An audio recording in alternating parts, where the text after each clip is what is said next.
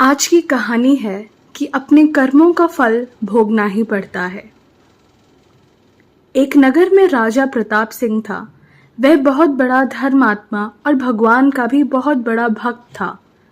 राजा प्रताप सिंह ने ठाकुर जी का मंदिर बनवाया और एक ब्राह्मण को उसका पुजारी नियुक्त किया है। ब्राह्मण बहुत ही अच्छा और धर्मात्मा था। वह राजा से भी कभी कुछ नहीं मांगता था। उसके स्वभाव पर राजा भी बहुत प्रसन्न थे। उसे मंदिर में पूजा करते हुए 20 वर्ष हो गए थे। उसने कभी भी राजा प्रताप सिंह से किसी प्रकार का कोई प्रश्न नहीं किया। फिर एक बार राजा को पुत्र पैदा हुआ। उसने उसे पढ़ा लिखाकर काबिल बनाया और उसकी शादी सुंदर राजकन्या से करा दी।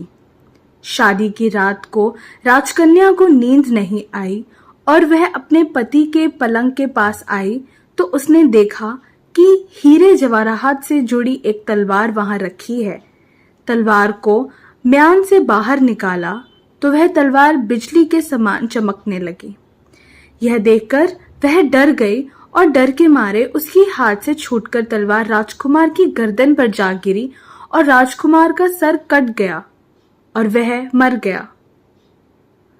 वह राजकन्या अपने पति के मरने से बहुत दुखी हुई और यह सोचकर बहुत डर गई थी कि अगर मैं सबको सच बताऊंगी तो कोई भी मेरी बात पर विश्वास नहीं करेगा। सुबह होते ही राजकन्या विलाप करने लगी और कहने लगी कि मेरे पति को कोई मार गया। लोग इकट्ठा हो गए और राजा ने आकर पूछा, किसने मारा है?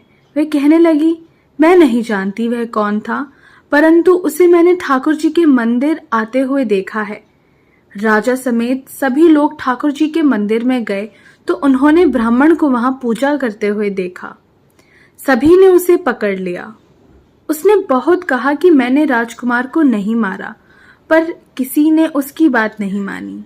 राजा प्रताप सिंह ने कहा कि मैं तुम्हें प्राण दंड तो नहीं देता, लेकिन जिस हाथ से तुमने मेरे पुत्र को तलवार से मारा है उसको काटने का आदेश देता हूं। ऐसा कहकर राजा प्रताप सिंह ने उसका एक हाथ कटवा दिया और इस पर ब्राह्मण बहुत दुखी हुआ और राजा को अधर्मी मानकर उसका राज्य छोड़कर चला गया। वह किसी विद्वान से मिलना चाहता था ताकि अपने बिना किसी अपराध के हाथ कटने का कारण उनसे पूछ सके। फिर काशी में एक विद्वान ज्योतिष मिले और ज्योतिष से मिलने उनके घर गया तो वह घर में नहीं थे। उनकी पत्नी उनकी आलोचना कर रही थी और उन्हें बहुत भला बुरा कह रही थी। थोड़ी देर में घर आ गए। उनके घर आने के बाद भी उनकी पत्नी उनका तिरस्कार कर रही थी, पर ज्योतिष चुप रहे और उन्होंने अपनी पत्नी से कुछ भी नहीं कहा। इसके बाद वह अपनी जगह पर जाकर बैठ गए। ब्राह्मण को देखकर ज्योतिष ने कहा कि ब्राह्मण देवता, आपका कैसे आना हुआ? मैंने कहा, आया तो था अपना हाल पूछने तुमसे, लेकिन पहले आप अपना हाल बताइए कि आपकी पत्नी आपका इतना तिरस्कार क्यों करती है?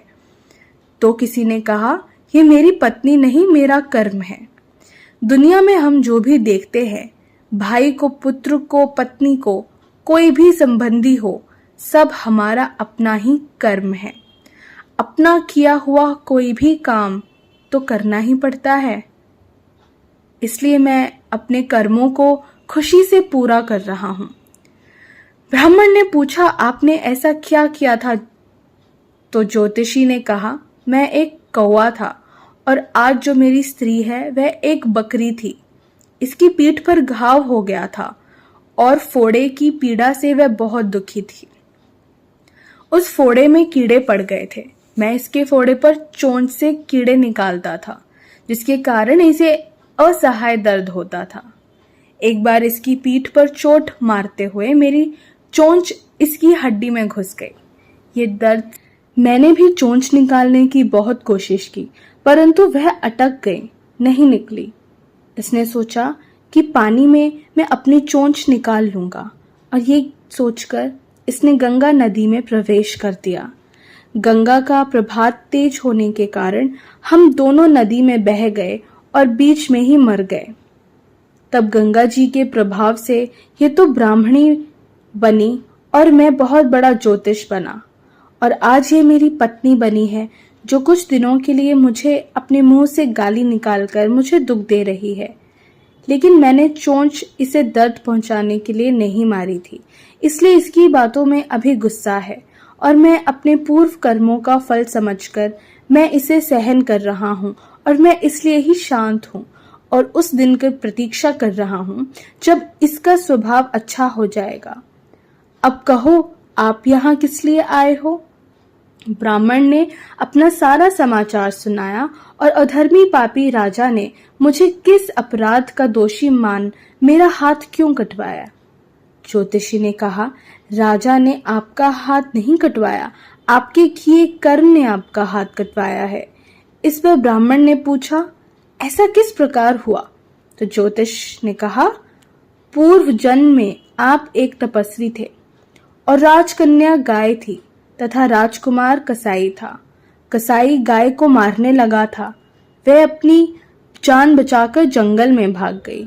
कसाई पीछे से आया और आपसे पूछा कि गाय इधर तो नहीं आई।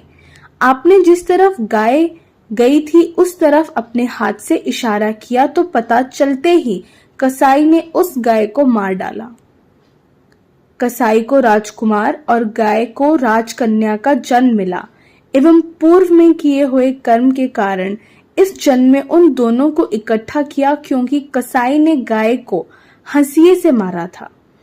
इसी कारण राजकन्या के हाथों गलती से गिरने के कारण राजकुमार का सर कट गया और वह मर गया। इस तरह अपना फल देकर कर्म निवृत्त हो गया और अपने हाथ का इशारा किया था, उस पाप को करने से तुम्हारा हाथ कटवा दिया। इसमें तुम्हारी ही तो दोष है, किसी और की नहीं।